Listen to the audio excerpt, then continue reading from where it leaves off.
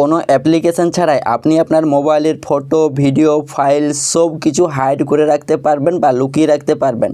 অনেক সময় আমাদের ফোনের যে গ্যালারির ফটো ভিডিওগুলো রয়েছে সেগুলোকে লুকিয়ে রাখতে আমাদের অনেক কিছু থার্ড পার্টি অ্যাপ্লিকেশন ডাউনলোড করতে হয়। পরে সেগুলোতে যখন ছবিগুলো হাইড করবেন পরবর্তীতে আপনি অনেক সমস্যার সম্মুখীন আপনাকে হতে হবে। তাই এই ভিডিওতে আমি আপনাদের দেখিয়ে দেবো কীভাবে আপনারা কোনো কিছু অ্যাপ্লিকেশন আপনাদের ডাউনলোড করতে হবে না, শুধুমাত্র যে কোনো ছবি বা ফটো আপনি কিন্তু লুকিয়ে রাখতে পারবেন আপনার মোবাইল ফোনটাতে। তো কিভাবে লুকিয়ে রাখবেন চলুন দেখিয়ে দিই। তো সর্বপ্রথম আপনার ফোনে দেখবেন গ্যালারি অ্যাপটা রয়েছে প্রতিটি মোবাইল ফোনে। এই গ্যালারি অ্যাপটা জাস্ট ওপেন করবেন। তো ওপেন করার পর এইখানে আপনি যে ফটো বা ভিডিওটি হাইড করে রাখতে চাইছেন বা লুকিয়ে রাখতে চাইছেন সেটা একবার ভালো করে এখান থেকে দেখে নেবেন যে আপনি এই ফটোটি লুকিয়ে রাখবেন। তো ধরুন আমি এই ফটোটি লুকিয়ে রাখবো, এই ফটোটা একবার ভালো করে আপনারা দেখে নিন, ঠিক আছে। তো এখান থেকে আপনারা সরাসরি ব্যাকে মাঝে ক্লিক করবেন, ঠিক আছে। তারপর প্রতিটি মোবাইল ফোনে ফাইল ম্যানেজার নামে একটি অ্যাপ থাকে, এই ফাইল ম্যানেজার অ্যাপটি ওপেন করবেন। প্রতিটি মোবাইল ফোনে কিন্তু ডিফল্টভাবে দেওয়া রয়েছে এই ফাইল ম্যানেজার অ্যাপটি বা মাই ফাইলস নামে অ্যাপটি পাবেন। এই অ্যাপসটি আপনি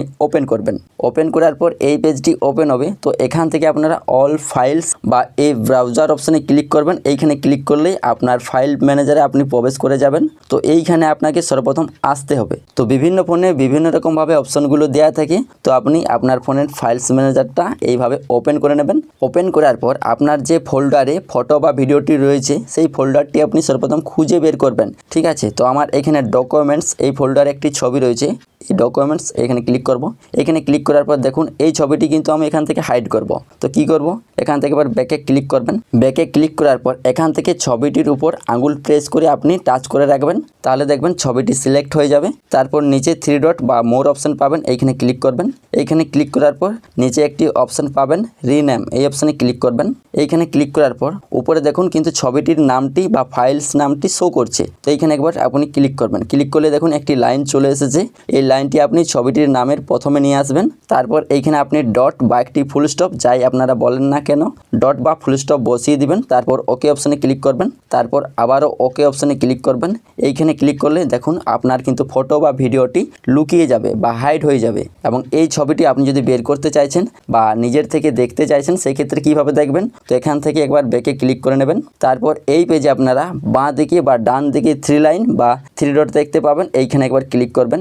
এইখানে ক্লিক করার পর নিচে সেটিংস অপশানটি পাবেন, এইখানে ক্লিক করবেন।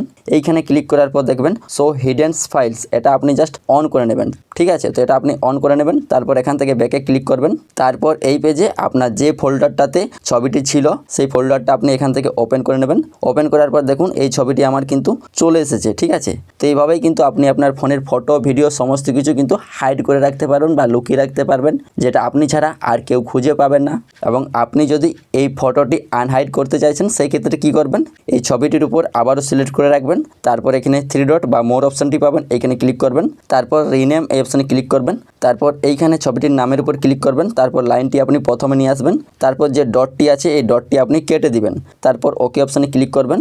ওকে অপশানে ক্লিক করলে আপনার ফটোটি কিন্তু আনহাইড হয়ে যাবে, ঠিক আছে। তো এভাবেই কিন্তু আপনি আপনার ফোনের সমস্ত কিছু ফটো, ভিডিও বা ফাইলস যে কোনো কিছু হাইড করে নিতে পারবেন। তো এই ভিডিওটা দেখে আপনি যদি নতুন কিছু শিখতে পেরেছেন সেই ক্ষেত্রে ভিডিওতে একটি লাইক করে দিও। আর এই চ্যানেলে নতুন হলে চ্যানেলটি অবভিয়াসলি সাবস্ক্রাইব করে দেবেন। ধন্যবাদ।